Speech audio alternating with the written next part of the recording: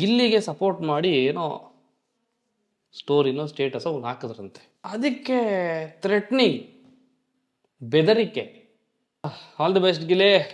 Tattoo ಯಾವಾಗ ಹಾಕಿಸ್ಕೊಂಡ್ರು ನಿಂದು, ನೀನು ಎಲ್ಲೋ ಹೋಗ್ಬಿಟ್ಟಿದ್ಯಾ ಅಂತ ಅಲ್ಲೇ ತಿಳ್ಕೊ. ಎಲ್ರಿಗೂ ನಮಸ್ಕಾರ. ಬಿಗ್ ಬಾಸ್ ಸೀಸನ್ 12 ಇನ್ನೇನು ಇವತ್ತು ಗುರುವಾರ, ಶುಕ್ರವಾರ ಒಂದು ದಿವಸ ಎಪಿಸೋಡ್ ಬರುತ್ತೆ. ಶನಿವಾರ ಬೆಳಗ್ಗೆ ಸ್ಟಾರ್ಟ್ ಆಗ್ತಿದ್ದಂಗೆ ಶನಿವಾರ ನೈಟು ಫಿನಾಲೆಯಲ್ಲಿ ಏನು ನಡೀತಾ ಇದೆ ಅನ್ನೋದು ಒಂದು ಪ್ರೋಮೋ ಬಿಡ್ತಾರೆ. ಅಲ್ಲಿಗೆ ಭಾನುವಾರ ಬೆಳಿಗ್ಗೆ ಆಗಷ್ಟರಲ್ಲಿ ಯಾರು ಗೆದ್ರು ಯಾರು ಸೋತರು ಎಲ್ಲ ಗೊತ್ತಾಗೋಗಿರುತ್ತೆ. ಆದರೂ ಭಾನುವಾರ ನೈಟ್ ಕೂಡ ಎಪಿಸೋಡ್ನ ನೋಡ್ತೀವಿ. ಅಲ್ಲಿಗೆ ಮುಕ್ತಾಯ. ಇನ್ನೊಂದು 3 to 4 ಡೇಸಲ್ಲಿ ಎಲ್ಲ clear. Bigg Boss season 12 clear. ಇಲ್ಲಿ ಒಂದು ತುಂಬ ಇಂಪಾರ್ಟೆಂಟ್ ವಿಷಯ ಹೇಳೋಕ್ಕೆ ಅಂತ ಈ ವಿಡಿಯೋ ಮಾಡ್ತಾ ಇದ್ದೀನಿ. ನಾನು ಹಂಗೆ ಈ ನಮ್ಮ ಅಂದರೆ ಬೆಂಗಳೂರಿನ ಒಂದು ಹೊರವಲಯ ನಾವಿರೋದು. ಅಲ್ಲಿ ಒಬ್ಬರು ಆರ್ಟಿಸ್ಟ್, ಯಾರು ಲೇಡಿ ಆ್ಯಕ್ಟ್ರಾ ಅಥವಾ ಜೆಂಟ್ಸ್ ಆ್ಯಕ್ಟ್ರಾ ಏನು ನಾನು ಹೇಳಲ್ಲ, ಒಬ್ಬ ಆರ್ಟಿಸ್ಟ್, ಸಿನಿಮಾ ನಟರವರು ಸಿಕ್ಕಿದ್ರು. ಹಂಗೆ ಮಾತಾಡ್ತಾ ಇದ್ವಿ ನಾವು, ಯಾವುದೋ ಒಂದು ವಿಚಾರ ಹಂಗೆ ಮಾತಾಡಿದ್ವಿ. ಅವರು ಫಸ್ಟು ಅವ್ರ ಜೊತೆ ಇಂಟರ್ವ್ಯೂ ಮಾಡಿದ್ದೆ, ಅದನ್ನು ಮಾತಾಡ್ತಾ ಇದ್ದೆ, ಎಲ್ಲ ಡಿಸ್ಕಷನ್ ಆಯಿತು. ಕೊನೆಗೆ ಬಿಗ್ ಬಾಸ್ ವಿಚಾರ ಬಂತು. ಯಾರಿಗೆ ಸಪೋರ್ಟ್ ಮಾಡ್ತಾ ಇದ್ದೀರಾ ಅಂತ ಕೇಳಿದ್ರು. ನಾನು ಗಿಲ್ಲಿ ಅಂದೆ. ಹೊಡಿ ಹ್ಯಾಂಡು ಅಂತ ಪಟ್ ಅಂತ ಹೊಡೆದೆ. ಅವ್ರಿಗೂ ಇಷ್ಟ ಅಂತ ಗಿಲ್ಲಿ. ನನ್ನ ವೈಫ್ ಇದ್ಲು, ಅವಳಿಗೂ ಹ್ಯಾಂಡ್ ಹೊಡೆದ್ರು. ಇಬ್ಬರು ಗಿಲ್ಲಿಗೆ ಸಪೋರ್ಟ್ ಮಾಡ್ತಿರೋದು ಅಂತ. ಸೊ ಎಲ್ಲ ಆಯಿತು. ಗಿಲ್ಲಿ ಎಷ್ಟು ಚೆನ್ನಾಗಿ ಆಡ್ತಾ ಇದ್ದಾನೆ ಹಂಗೆ ಹೀಗೆ ಅಂತ ಎಲ್ಲ ಮಾತಾಡಿದ್ವಿ. ಆಮೇಲೆ ಅಶ್ವಿನಿ ಅವ್ರ ವಿಚಾರ ಬಂತು. ಅಶ್ವಿನಿ ನನಗೆ ಇಷ್ಟ ಇಲ್ಲ ಹಂಗೆ ಹಿಂಗೆ ಅಂತೆಲ್ಲ ಹೇಳ್ತಿದ್ವಿ. ನಾವು ಅವರೆಲ್ಲ ಅದನ್ನು ಡಿಸ್ಕಸ್ ಮಾಡ್ತಾಯಿದ್ವಿ. ಅಶ್ವಿನಿ ಆಟ ಆಡೋದು ನನಗೆ ಇಷ್ಟ ಆಗಿಲ್ಲ, ಕೆಟ್ಟ ಪದಗಳು ಯೂಸ್ ಮಾಡ್ತಾರೆ, ಮುಚ್ಚೆಲೆ, ಹೋಗೆಲೆ, ಬಾರೆಲೆ, ಮುಚ್ಚು ಗಿಚ್ಚು ಈ ಥರ. ಆಮೇಲೆ ಕನ್ನಡನೇ ಸರಿಯಾಗಿ ಬರೆಯೋಕ್ಕೆ ಬರಲ್ಲ ಅವ್ರಿಗೆ. ಛಲಗಾರ್ತಿ ಅಂತ ಬರೆಯೋಕ್ಕೆ ಬರಲ್ಲ. ಛಲಗಾರ್ತಿ ಅಂತ ನೆಟ್ಟಿಗೆ ಬರೆಯೋಕ್ಕೆ ಬಂದಿಲ್ಲ ಅಂತಂದ್ರೂ ಛಲಗಾರ್ತಿ ಅನ್ನೋ ಹೆಸರು ಮಾತ್ರ ಬೇಕು. ಇದು ಹೆಂಗೆ ಅಂತ ನಂಗೆ ನಿಜವೂ ಅರ್ಥ ಆಗಿಲ್ಲ. ಇನ್ನೂ ಸಾಕಷ್ಟು ಪದಗಳು ಎಲ್ಲ ತಪ್ಪು ಬರೆದಿದ್ದು ಕನ್ನಡದಲ್ಲಿ. ಆದರೂ ಇವರು ಕನ್ನಡ ಪರ ಹೋರಾಟಗಾರ್ತಿ ಇರಲಿ. ಅದು ಅವರು ಎಷ್ಟೋ ವರ್ಷದಿಂದ ಹೋರಾಟಗಳನ್ನ ಮಾಡ್ಕೊಂಡು ಬಂದಿದ್ದಾರಂತೆ. ನನಗಂತೂ ಇವರು ಕನ್ನಡ ಪರ ಹೋರಾಟಗಾರದು ಲಿಸ್ಟಲ್ಲಿ ಇದ್ದಾರೆ ಅದು ನನಗೆ ಅಷ್ಟು ಐಡಿಯಾ ಇರಲಿಲ್ಲ. ನಾನು ಇವರ ನೋಡಿದ್ದು ಕೊನೆ ಫಿಲಮ್ ಬಂದು ಜಮಾನದ್ದು, ರಾಜಾವಲಿ. ಓಕೆನಾ? ಅತ್ತೆ ಮಗಳು ಅದು ಇದು ಅನ್ನೋ ಸೀನು, ಅಲ್ಲಿಗೆ ಇವರು ಯಾರು ಅನ್ನೋದು ಮರ್ತ್ಬಿಟ್ಟಿದ್ದೆ ನಾನು. ಆಮೇಲೆ ಬಿಗ್ ಬಾಸಿಗೆ ಬಂದಾಗ ಓ ಇವರಾ ಅಂತ ಅನ್ನಿಸ್ತು. ಇರಲಿ, ಹಿಂಗೆ ಅಶ್ವಿನಿ ಮತ್ತು ಗಿಲ್ಲಿ ವರ್ಸಸ್ ಅಶ್ವಿನಿ ಅಂತ ಹಿಂಗೆ ಮಾತಾಡ್ತಾ ಇದ್ವಿ. ಅವರು ಒಂದು ಬೇಜಾರು ಮಾಡ್ಕೊಂಡು ವಿಷಯ ಹೇಳಿದ್ರು. ಏನಪ್ಪ ಈ ಥರನೂ ಇರ್ತೀಯಾ, ಹಿಂಗೂ ಮಾಡ್ತಾರ, ಈ ಥರ ಎಲ್ಲ ಆಗುತ್ತಾ ನಿಜವಾಗ್ಲೂ? ಕೇಳಿದ್ವಿ, ಸಿನಿಮಾದಲ್ಲಿ ನೋಡ್ತಿದ್ವಿ ಇದನ್ನೆಲ್ಲ. ವಿಷಯ ಏನಪ್ಪ ಅಂತಂದರೆ, ಗಿಲ್ಲಿಗೆ ಸಪೋರ್ಟ್ ಮಾಡಿ ಏನೋ ಸ್ಟೋರಿನೋ ಸ್ಟೇಟಸೋ ಒಂದು ಹಾಕಿದ್ರಂತೆ. ಸ್ಟೋರಿ ಅಥವಾ ಸ್ಟೇಟಸ್ ಏನೋ ಒಂದು ಹಾಕ್ಬಿಟ್ಟು ವಿಶ್ ಮಾಡಿದ್ರಂತೆ, ಒಳ್ಳೇದಾಗ್ಲಿ ಕಂದ ಅಂತ ಗಿಲ್ಲಿಗೆ ವಿಶ್ ಮಾಡಿದ್ರಂತೆ. ಸೀನಿಯರ್ ಆ್ಯಕ್ಟ್ರ್ ಅವರು. ಅದಕ್ಕೆ ಥ್ರೆಟ್ನಿಂಗ್, ಬೆದರಿಕೆ, ಕೆಲವು ಮನುಷ್ಯರಿಂದ, ಕೆಲವರಿಂದ ಬೆದರಿಕೆ. ಅದು ಯಾರ ಕಡೆಯಿಂದ ಆಗಿದೆ, ಯಾರು ಮಾಡಿರ್ಬೋದು, ಅದೆಲ್ಲ ನನಗೆ ಗೊತ್ತಿದೆ, ಕ್ಲಿಯರಾಗಿ ಗೊತ್ತಿದೆ ಯಾರು ಮಾಡಿರ್ಬೋದು ಏನು ಅನ್ನೋ. ಅವ್ರು ಹೇಳಿದ್ರು, ಈಗ ಈ ಥರ ಕಾಲು ಮೆಸೇಜ್ ಎಲ್ಲ ಮಾಡಿದರು, ಥ್ರೆಟ್ನಿಂಗ್ ಮಾಡಿದ್ರು, ಗಿಲ್ಲಿಗೆ ವಿಶ್ ಮಾಡಿದ್ದಕ್ಕೆ ಇಂತೆಲ್ಲ ಹೇಳಿದ್ರು. ನಾನು ಈ ಮಟ್ಟಕ್ಕೆ ಯಾವತ್ತೂ ಇಳಿಬಾರ್ದು.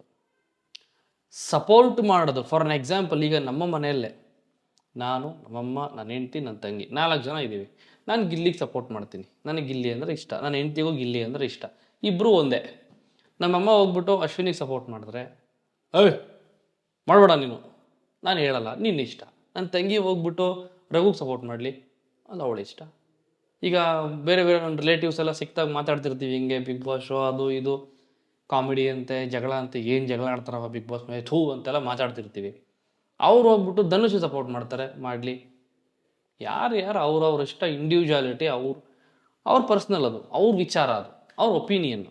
ಆ್ಯಸ್ ಅ ವ್ಯೂವರ್ ನನಗೆ ಗಿಲ್ಲಿ ಇಷ್ಟ, ಇನ್ನೊಂದು ರೀತಿಯಲ್ಲಿ ನಮ್ಮ ಮನೇಲಿ ಅಶ್ವಿನಿ ಇಷ್ಟ ಆಗ್ಬೋದು, ಇನ್ನೊಬ್ಬರಿಗೆ ರಕ್ಷಿತಾ ಇಷ್ಟ ಆಗ್ಬೋದು.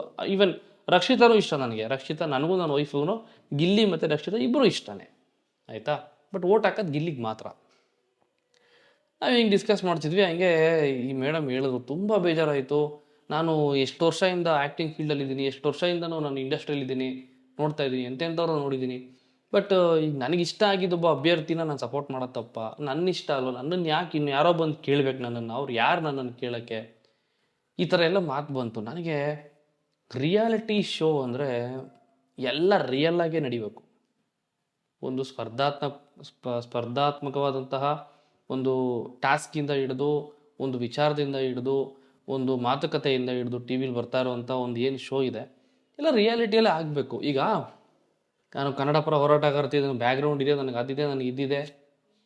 ಯಾರು ನಿನ್ನೆ ಮಾತಾಡ್ತಾ ಹಂಗೆ ಫೋನಲ್ಲಿ ನನ್ನ ಹತ್ರ, ನೀನು ಯಾವ ಆಧಾರದ ಮೇಲೆ ಹೇಳ್ತೀಯ ಗಿಲ್ಲಿ ಗೆಲ್ಲಬೇಕು ಅಂತ? ಅವ್ನು ಯಾಕೆ ಗೆಲ್ಲಬೇಕು? ಇದು ವ್ಯಕ್ತಿತ್ವಗಳ ಆಟ. ಇದು ವ್ಯಕ್ತಿತ್ವಗಳ ಆಟ ಅಂತೆ. ವ್ಯಕ್ತಿತ್ವದಲ್ಲಿ ನೋಡಿದ್ರೆ ಅಶ್ವಿನಿ ಬಂದ್ಬಿಟ್ಟು ಸ್ಟಾರ್ಟಿಂಗಿಂದನೂ ಅವ್ರು ಇರೋದೇ ಹೆಂಗೆ, ಅವ್ರದ್ದು ಆ ವ್ಯಕ್ತಿತ್ವ ಚೆನ್ನಾಗಿದೆ ಅವ್ರದ್ದು, ಅವರೇ ಗೆಲ್ಲಬೇಕು ಅಂತ ಅವ್ರು ಹೇಳಿದ್ರು.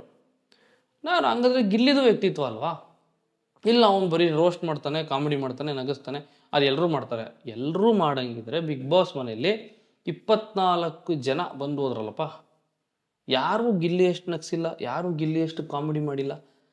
ಎಷ್ಟೋ ಸರಿ ಏನಾಗುತ್ತೆ, ಯಾಕೆ ಗಿಲ್ಲಿನ ಅಷ್ಟು ಜನ ಇಷ್ಟಪಡ್ತಾರೆ ಅಂತ ಒಂದು ಎಕ್ಸಾಂಪಲ್ ಹೇಳ್ತೀನಿ ಕೇಳಿ. ಮಜಾ ವಿತ್ ಸೃಜಾ ಅಂತ ಒಂದು ಕಾಮಿಡಿ ಶೋ ಬರ್ತಾ ಇತ್ತು. ಅದರಲ್ಲಿ ಇಂದ್ರಜಿತ್ ಲಂಕೇಶ್ ಅವರು ಕೂತ್ಕೊಂಡು ನಗ್ತಿದ್ರು, ಸೃಜನ್ ಲೋಕೇಶ್ ಅವರು ಆ್ಯಂಕರಿಂಗ್ ಮಾಡೋರು, ಒಂದಷ್ಟು ರೇಕ್ಸ್ ಅವರು, ಕಾಲೆಳೆಯೋರು ಸ್ಪರ್ಧಿಗಳು ಬಂದಾಗ ಅಲ್ಲಿ ಸ್ಕಿಟ್ ಮಾಡಬೇಕಾದ್ರೆ one of the best show ಅಂತ ಹೇಳ್ಬೋದು. ಚೆನ್ನಾಗಿತ್ತು ಅದು. ಯಾವುದೋ ಒಬ್ಬರು ಔಟ್ ಆಫ್ ಕಂಟ್ರಿಲಿ ಇರೋರಂತೆ, ಒಬ್ಬರು ವಯಸ್ಸಾದವರು. ಅವರು ಮಾತಾಡೋದನ್ನು ಬಿಟ್ಟು ತುಂಬ ವರ್ಷ ಆಗಿತ್ತಂತೆ. ಮಗಳ ಹತ್ರ ಸಮಥಿಂಗ್ ಅದೆಲ್ಲ ಆಯಿತು. ಆಮೇಲೆ ಮಾತಾಡೋ ಸ್ಟಾರ್ಟ್ ಮಾಡಿದ್ರಂತೆ. ಸುಮ್ಮನೆ ಏನೋ ತಿನ್ನೋದು, ಮಲಗೋದು, ಇಷ್ಟೇ ಅವ್ರ ಜೀವನ ಇತ್ತಂತೆ.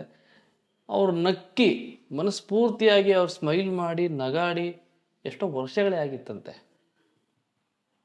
ಮಜಾ ವಿತ್ ಸೃಜಾ ಕಾರ್ಯಕ್ರಮ ನೋಡ್ಬೇಕಾದ್ರೆ ಒಂದ್ಸರಿ ಬಿದ್ದು ನಕ್ಬಿಟ್ರಂತೆ.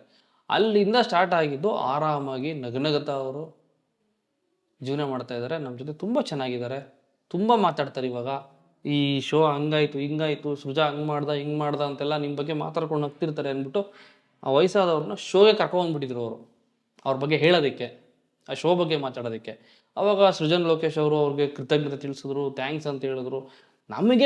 ನನಗೆ ಪರ್ಸ್ನಲಿ ನನಗೆ ಎಮೋಷನ್ ಆಗ್ಬಿಟ್ಟಿದೆ ಅವತ್ತು. ಈ ಥರದ್ದು ಘಟನೆಗಳು ನಡೆಯುತ್ತಾ ಅಂತ. ನಾನು ಯಾಕೆ ಇದನ್ನು ಹೇಳಿದೆ ಅಂತಂದರೆ, ಗಿಲ್ಲಿನ ನೋಡಿ ಕೂಡ ಎಷ್ಟೋ ಜನ ಹಿಂಗಾಗಿರ್ಬೋದಲ್ಲ. ಯಾಕೆಂದರೆ joker can change the game at any time. ಜೋಕರ್ನ ನೋಡಿ ನಗಾಡೋದು ಮಾತ್ರ ಅಲ್ಲ, ಅವನಿಗೆ ಗೇಮ್ನ ಹೆಂಗೆ ಚೇಂಜ್ ಮಾಡ್ಬೇಕಂತ ಕೂಡ ಗೊತ್ತು. ಯಾಕೆಂದರೆ ಕಾರ್ಡ್ಸ್ ಎಲೆ ಹಿಡ್ಕೊಂಡಾಗ ಕೈಯಲ್ಲಿ ಗೇಮ್ನ ಚೇಂಜ್ ಮಾಡೋ ತಾಕತ್ತಿರೋದೇ ಜೋಕರ್ಗೆ. ಅಷ್ಟು ಸುಲಭ ಅಲ್ಲ ನಗ್ಸೋದು ಅಂತಂದರೆ. ಅವನ ಕಷ್ಟಗಳು ಎಷ್ಟಿದೆಯೋ, ಒಂದು ಸೀನಲ್ಲಿ ಹೇಳ್ತಾನೆ, ಜೀವನ ಪೂರ್ತಿ ಸೈಕಲ್ ಹೊಡೆದಿರೋನು ಗುರು ಅಂತ. ಅವನದು ಎಷ್ಟು ಕಷ್ಟ ಇರ್ಬೋದು, ಆ ಮಧ್ಯದಲ್ಲಿ ಒಬ್ಬರನ್ನ ನಗಿಸೋ ಪ್ರಯತ್ನ ಇದೆಯಲ್ಲ, ಅಷ್ಟನ್ನು ಮಾಡಿ ಎಲ್ಲರಿಗೂ ನಗಿಸಿ ರೋಸ್ಟ್ ಮಾಡಿ ಜಗಳನೂ ಆಡ್ತಾನೆ ಅವನು, ಇಲ್ಲ ಅಂತಲ್ಲ. ಹಂಗಾದ್ರೆ ಅವನು ಇಷ್ಟು ನಗಿಸ್ತಾನೆ, ಅವನದು ಇಷ್ಟು ನೋವಿದೆಯೋ ಏನೋ, ಅದ್ರ ಮಧ್ಯೆ ಜನಗಳನ್ನು ನಗಿಸೋ ಪ್ರಯತ್ನ ಮಾಡಿದಾನಲ್ಲ, ಅದು ಒಂದು ವ್ಯಕ್ತಿತ್ವ ಅಲ್ಲ, ಅದು ಒಂದು ಜೀವ ಅಲ್ವಾ? ಅವನಿಗೂ ಒಂದು ಮನಸ್ಸಾಕ್ಷಿ ಅಂತ ಇರಬೇಕಲ್ಲ, ಅವನೊಬ್ಬ ಮನುಷ್ಯ ಅಲ್ವಾ? ಅದನ್ನೇ ಯಾಕೆ ನೀವು ವ್ಯಕ್ತಿತ್ವ ಅಂತನಲ್ಲ? ವ್ಯಕ್ತಿತ್ವ ಇಲ್ಲದೆ ಅವನ್ನ ಕರ್ಕೊಂಬಂದ್ಬಿಟ್ರೆ, ಹಂಗಾದ್ರೆ ವ್ಯಕ್ತಿತ್ವ ಇಲ್ಲದೆ ಅವ್ನು ಗುರ್ತಿಸ್ಕೊಂಡ್ಬಿಟ್ನಾ, ಇಷ್ಟು ವರ್ಷ ಇಷ್ಟು ಫೇಮಸ್ ಆಗ್ಬಿಟ್ನಾ ಅವನು? ನಾರ್ಮಲ್ ಒಂದು ಶಾರ್ಟ್ ಮೂವಿನೋ ಒಂದು ಕಾಮಿಡಿ ಸ್ಕಿಟ್ಟೋ ಮಾಡಿಕೊಂಡು, ಅದು ನಲ್ಲಿ ಮೂಳೆ ಅಲ್ಲಿಂದ ಬಂದಂಥ ವ್ಯಕ್ತಿ ಅವನು. ನಾನು ನಿಜವಾಗ್ಲೂ ಹೇಳ್ತೀನಿ, ಸ್ವಾರ್ಥ ಬಿಟ್ಟು ಹೇಳ್ತೀನಿ, ಹಾನೆಸ್ಟಾಗಿ ಮನಸ್ಫೂರ್ತಿಯಾಗಿ ಹೇಳ್ತೀನಿ, ಗಿಲ್ಲಿ ಗೆಲ್ಲಬೇಕು. ನಾನು ಇಲ್ಲಿಂದ ಹೇಳ್ತಾ ಇದ್ದೀನಿ ಇದನ್ನು, ಗಿಲ್ಲಿ ಗೆಲ್ಲಬೇಕು ಗಿಲ್ಲಿ. ಯಾಕೆ ಅಂದರೆ ಎಷ್ಟೋ ಜನ ನಕ್ಕದವರು, ಎಷ್ಟೋ ಜನ ಅವನ್ನ ಇಷ್ಟಪಡೋರು, ಎಷ್ಟೋ ಜನ ಈಗ ನೋಡಿ, ಸ್ಮೈಲ್ ಲಾಫ್ ಇಸ್ ಥೆರಪಿ ಅಂತ ಹೇಳ್ತಾರೆ. ನಗೋದು ಒಂದು ಥೆರಪಿ ಅಂತ. ಮನುಷ್ಯ ಆದಷ್ಟು ನಗಬೇಕಂತೆ, ನಗ್ದಷ್ಟು ಒಂದಷ್ಟು ವರ್ಷ ಆಯುಷ್ಯನೋ ಜಾಸ್ತಿ ಆಗುತ್ತಂತೆ ಅವನಿಗೆ. ಇಂಥ ವ್ಯಕ್ತಿನ ನಾವು ಸೋಲಿಸ್ತೀವಿ, ನಾವು ಅದು ಮಾಡ್ತೀವಿ, ನಾವು ಇದು ಮಾಡ್ತೀವಿ, ನಾವಿದ್ದು ನಾನು ಯಾವುದೇ ಇನ್ಫ್ಲೂಯೆನ್ಸು, ನಾವು ಇನ್ನೇನೋ ಯಾರೋ ಹೇಳಿದ್ರು ಹಿಂಗೆ ಮಾತಾಡುವಂಥ ಇದಕ್ಕೂ ಕೇರ್ ಮಾಡಲ್ಲ. ಯಾರಾದರೂ ಹೇಳಿದ್ರೆ ತಲೆನೇ ಕೆಡಿಸ್ಕೊಳಲ್ಲ. ನಾನು ಮುಂಚೆಯಿಂದಲೂ ಹಿಂಗೆ ಮಾತಾಡೋದು, ಇರೋ ವಿಷಯ ಹಂಗೆ ಮಾತಾಡ್ತೀನಿ. ಅಶ್ವಿನಿಯವರು ತುಂಬ ವರ್ಸ್ಟ್ ಪದ ಬಳಕೆ, ತುಂಬ ಮಾತಾಡೋ ರೀತಿ, ಮತ್ತು ಈಗೋ, ಇನ್ನೊಬ್ಬರನ್ನ ನಾನು ಟಾರ್ಗೆಟ್ ಮಾಡ್ತೀನಿ, ಇನ್ನೊಬ್ಬರನ್ನ ನಾನು ಏನೋ ಮಾಡಿಬಿಡ್ತೀನಿ. ಇವ್ರು ಮಾತ್ರ ಕಾಲ ಮೇಲೆ ಕಾಲು ಹಾಕ್ಕೊಂಡು ಗುಲಾಮ ಅಂತ ಹೆಸರು ಕೊಟ್ಟಾಗ ಗಿಲ್ಲಿಗೆ ಕೆಲಸ ಹೇಳ್ಬೋದು ಕಾಲ್ ಮೇಲೆ ಕಾಲು ಹಾಕೊಂಡು. ಗಿಲ್ಲಿ ಕಾಲ್ ಮೇಲೆ ಕಾಲು ಹಾಕೊಂಡಾಗ ಮೈಕ್ ನಾನು ಹಾಕಿರ್ಲಿಲ್ಲ ಕ್ಷಮಿಸಿ ಅಂತ ಕೇಳಲ್ವಂತೆ. ಇದು ಯಾವ ಥರ ವ್ಯಕ್ತಿತ್ವ? ಅಗೈನ್ ವ್ಯಕ್ತಿತ್ವದ ಆಟ ಅಂತ ಬಂದಾಗ ಅಶ್ವಿನಿ ಅವರೇ ಸರಿ ಇಲ್ಲ ಅಂತ ಆಯ್ತು ಅಲ್ಲಿ ಆಟದಲ್ಲಿ, ಬಿಗ್ ಬಾಸ್ ಮನೆಯಲ್ಲಿ ಅಲ್ವಾ? ಮುಚ್ಚೆ ನಿಂದು ಅಂದ್ರೆ ಏನು? ಬಾಯಿ ಮುಚ್ಚು ಅಂತ ಹೇಳಿದ್ರೆ ಓಕೆ. ಎಸ್ ಕ್ಯಾಟಗರಿ ಅಂದ್ರೆ ಏನು? ಸಿಲ್ಲಿ ಅಂತ ಹೇಳಕ್ಕೆ, ಸ್ಟುಪಿಡ್ ಅಂತ ಓಕೆ, ಸಿಲ್ಲಿ ಸ್ಟುಪಿಡ್ ಏನೇ ಹೇಳಿದ್ರು ಡೈರೆಕ್ಟಾಗಿ ಹೇಳ್ಬೋದಾಗಿತ್ತಲ್ಲ. ಯಾರು ಅದನ್ನು ಅಫೆನ್ಸಿವ್ ವರ್ಡ್ ಅಂತ ಯಾರೂ ಕನ್ಸಿಡರ್ ಮಾಡಲ್ಲ ಗುರು. ಸಿಲ್ಲಿ ಅನ್ನೋ ಪದ ಬಳಕೆ, ಸುದೀಪ್ ಸರ್ ಹೇಳ್ತಾರೆ ಅದು ಇಂಟರ್ವ್ಯೂ ಕೂತ್ಕೊಂಡು, ಸಿಲ್ಲಿ ಅನ್ನೋ ಪದ ಬಳಕೆ, ಹಂಗೆ ಸಿಲ್ಲಿ ಅಂತ ಅಂದ್ಬಿಟ್ರೆ ಆ ಪ್ರಶ್ನೆನೇ ಹೋಯ್ತೆ? ಇಲ್ಲ ಸರ್, ನೆವರ್ ಸರ್, ಆಗಲ್ಲ ಸರ್. ಅದು ನೀವು ಕೇಳಬೇಕಿತ್ತು sir. S category silly sir, silly ಅಣ್ಣ ಅಂತ ಅಂದಿದ್ರೆ ಸಿಲ್ಲಿ ಅಂದರೆ ಡೈರೆಕ್ಟಾಗಿ ಸಿಲ್ಲಿ ಅಂತ ಹೇಳ್ಬೋದಾಗಿತ್ತಲ್ಲ. S category means what? ಇನ್ನು ಜಾತಿ ಹೇಳ್ತಾ ಇದ್ದೀರಾ ಅಥವಾ ಬೇರೆ ಬೇರೆ ಏನಾದರೂ ನೀವು ಇಂಡಿಕೇಟ್ ಮಾಡ್ತಾ ಇದ್ದೀರಾ? ಏನು ಯಾವ ಥರ ಅಂತ ಹೇಳ್ತಾ ಇದ್ದೀರಾ ನೀವು? ಹೇಳ್ತಿರಲ್ಲ ನಾನು ಅಷ್ಟು ಸಿನಿಮಾ ಮಾಡಿದ್ದೀನಿ, ಇಷ್ಟು ಸಿನಿಮಾ ಮಾಡಿದ್ದೀನಿ. 40+ ಇಯರ್ಸ್ ಏಜ್ ನಿಮಗೆ, 40+. ಆ ಹುಡುಗಿ ಇನ್ನು 20+. ನಿಮ್ಮ ಮಟ್ಟಕ್ಕೆ ಬರೋಕ್ಕಿನ್ನ 20 ವರ್ಷ ಟೈಮ್ ಇದೆ ಆಕೆಗೆ. 20 ಇಯರ್ಸ್. ಅಷ್ಟರಲ್ಲಿ 20+ ಹೋಗಿ ಬಿಗ್ ಬಾಸ್ಗೆ ಬಂದಿದೆ. ಅದೇ ಒಂದು ದೊಡ್ಡ ಅಚೀವ್ಮೆಂಟು ಆಗಿನ ಟೈಮ್ಗೆ. ಇನ್ನೂ ಯಂಗೆಸ್ಟ್ ಕಂಟೆಸ್ಟೆಂಟು ನಿವೇದಿತಾ ಗೌಡ. ಅವ್ರು ಮಾಡೋ ಅಚೀವ್ಮೆಂಟು ನೀವು ಇನ್ನೂ ಮಾಡಿಲ್ಲ ಅವ್ರ ಏಜ್ಗೆ. ಈಗೆಲ್ಲೋ ಆಪರ್ಚುನಿಟಿ ಸಿಕ್ಕಿದೆ, ಈಗ ಬಂದಿದ್ದೀರಾ ನೀವು ವಯಸ್ಸಾದ್ಮೇಲೆ, 40+ ಆದಮೇಲೆ. ಆ ಹುಡುಗಿ 20+ಗೆ ಬಂದಿದೆ. ಇನ್ನೊಬ್ಬರನ್ನ ಕೀಳು ಭಾವನೆಯಿಂದ ನೋಡೋದು, ಇನ್ನೊಬ್ಬರನ್ನ ಟ್ರಿಗರ್ ಮಾಡೋದು, ಮುಚ್ಚೆಲೆ, ಮುಚ್ಚೆ ನಿಂದು, ಹೋಗೆಲೆ ಬಾರೆಲೆ ಅನ್ನೋದು ಒಂದು ಶೋ ಅಲ್ಲಿ ನೆನಪಾಗಿಲ್ವಾ? ಕನ್ನಡ ಪರ ಹೋರಾಟಗಾರ್ತಿ, ನನ್ನ ಮರ್ಯಾದೆ ಏನು, ನನ್ನ ಬ್ಯಾಕ್ಗ್ರೌಂಡ್ ಏನು ಅನ್ನೋದು ಒಂಚೂರು ತಲೆಯಲ್ಲಿ ಇಟ್ಕೊಂಡು ಮಾತಾಡಬೇಕು ಅಂತ ಅವ್ರಿಗನ್ಸಿಲ್ವಾ? ಅಲ್ಲಿ ಎಲ್ಲೋಯ್ತು ವ್ಯಕ್ತಿತ್ವ?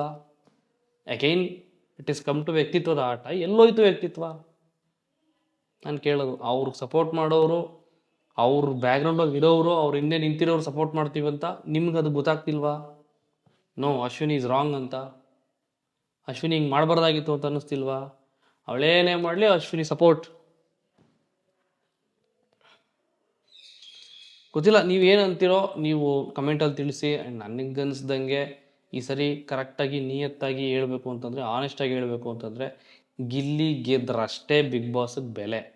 ಗಿಲ್ಲಿ ಗೆದ್ರಷ್ಟೇ. ಇಲ್ಲ ಅಂತಂದರೆ ಸುಮ್ಮನೆ ಯಾವುದೋ ಒಂದು ಕಾಟಾಚಾರಕ್ಕೋ ಇನ್ನೇಂತಕ್ಕೋ ಮತ್ತೊಂದು ಕಾರಣಗಳಿಗೋ ಇನ್ನೇನೇನು ಸಾವಿರ ರೀಸನ್ಸ್ ಇರುತ್ತೆ ಅದಕ್ಕೆ ಗೆಲ್ಸಿದ್ರು ಅಂತ ಅಂದ್ಕೊಂಡು ಸುಮ್ಮನೆ ಆಗಬೇಕು.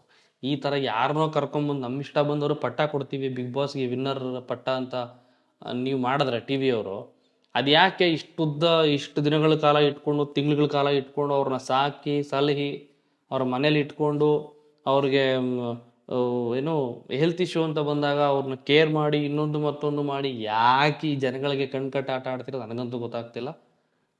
ಎನಿವೇಸ್, ಜನಗಳಿಗೆ ಬಿಟ್ಟಿದ್ದು. ಆ್ಯಂಡ್ ಒಂದಂತೂ ಗ್ಯಾರಂಟಿ, ಅವರು ಬೇರೆಯವ್ರನ್ನ ಗೆಲ್ಸೋಕ್ಕೆ ಆಪ್ಷನ್ನೇ ಸಿಗಬಾರ್ದು. ಆ ರೀತಿ ನಾವೇನಾದರೂ ಮಾಡ್ಬೋದು ಜನಗಳೆಲ್ಲ ಸೇರಿಕೊಂಡು ಅಂತಂದರೆ ಓನ್ಲಿ ವೋಟಿಂಗು. ಐ ಥಿಂಕ್ ನಾಳೆ ನೈಟ್ಗೆ ಎಂಡ್ ಆಗಿಬಿಡುತ್ತೆ ವೋಟಿಂಗು. ನಾಳೆ ಲಾಸ್ಟ್ ಒಂದೇ ದಿನ ಇರೋದು ವೋಟಿಂಗಿಗೆ. ಫಿನಾಲೆ ಮುಗಿದು ವಿನ್ನರ್ ಅನೌನ್ಸ್ ಆಗೋಕ್ಕೆ 3 ದಿನ ಇರ್ಬೋದು. ಬಟ್ ವೋಟಿಂಗ್ ಲೈನ್ಗೆ ಒಂದೇ ದಿನ ಬಾಕಿ ಇರೋದು ಅಂತ ಅನ್ಸುತ್ತೆ ನನಗೆ. ಇವತ್ತು ಗುರುವಾರ, ಶುಕ್ರವಾರ ನೈಟ್ ಹಾಕಿದಂಗೆ ಕ್ಲೋಸ್ ವೋಟಿಂಗ್ ಲೈನ್. ದಯವಿಟ್ಟು ಎಷ್ಟಾಗುತ್ತೋ ಅಷ್ಟು ವೋಟ್ ಹಾಕಿ ಮತ್ತು ಹಾಕಿಸಿ. ನಿಮ್ಮ ಮನೇಲಿ ಎಷ್ಟೆಷ್ಟೋ ಮೊಬೈಲ್ಗಳು ಬಿದ್ದಿರ್ತವೆ, ಎಲ್ಲನೂ ಎತ್ಕೊಳ್ಳಿ, ಒತ್ತಿ ಓಟ್ನ. ಈಗ ನನ್ನ ವೈಫ್ ಇಬ್ಬರು ಸೇರಿ ಮತ್ತೆ ಗಿಲ್ಲಿಗೆ ಹಾಕಿರೋದು ವೋಟಿಂಗ್ ಲೈನ್ ಓಪನ್ ಆದಮೇಲೆ ಈಗ. ಓಕೆನಾ? ಆಲ್ ದಿ ಬೆಸ್ಟ್ ಗಿಲೆ. ಟ್ಯಾಟು ಯಾವಾಗ ಹಾಕಿಸ್ಕೊಂಡ್ರು ನಿಂದು?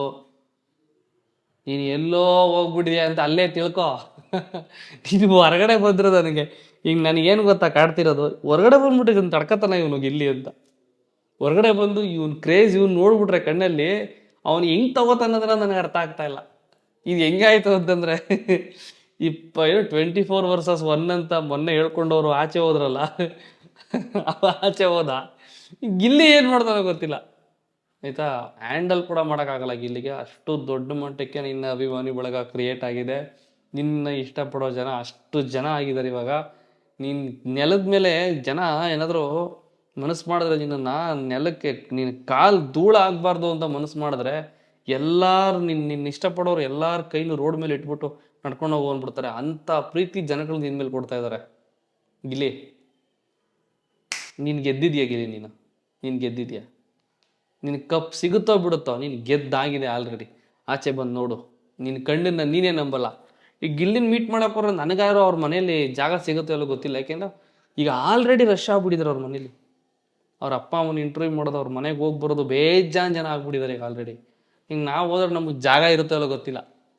ಆ ಥರ ಅಂದ್ಬಿಡೈತೆ ನನಗೆ. ಒಳ್ಳೇದಾಗಲಿ, ಆಲ್ ದಿ ಬೆಸ್ಟ್ ಗಿಲ್ಲಿ. ನನ್ನ ಸಪೋರ್ಟ್ ಅಂತೂ ನಿನಗೆ ಇದೆ ಗುರು. ಯಾರ್ಯಾರು ವೋಟ್ ಮಾಡಲಿಲ್ಲ ವೋಟ್ ಮಾಡಿ. ಮತ್ತೆ ಸಿಗ್ತೀನಿ ಇನ್ನೊಂದು ವಿಡಿಯೋ ಅಂತ ಹೇಳ್ತಾ ಬಾಯ್, ಟೇಕ್ ಕೇರ್. ಸಂಕ್ರಾಂತಿ ಹಬ್ಬದ ಹಾರ್ದಿಕ ಶುಭಾಶಯಗಳು. ಈ ವರ್ಷದ ಮೊದಲನೇ ಹಬ್ಬ ನಿಮ್ಮ ಲೈಫಲ್ಲಿ ಎಲ್ಲರಿಗೂ ಎಲ್ಲ ರೀತಿಯಲ್ಲೂ ಒಳ್ಳೆಯದಾಗಲಿ. Thank you.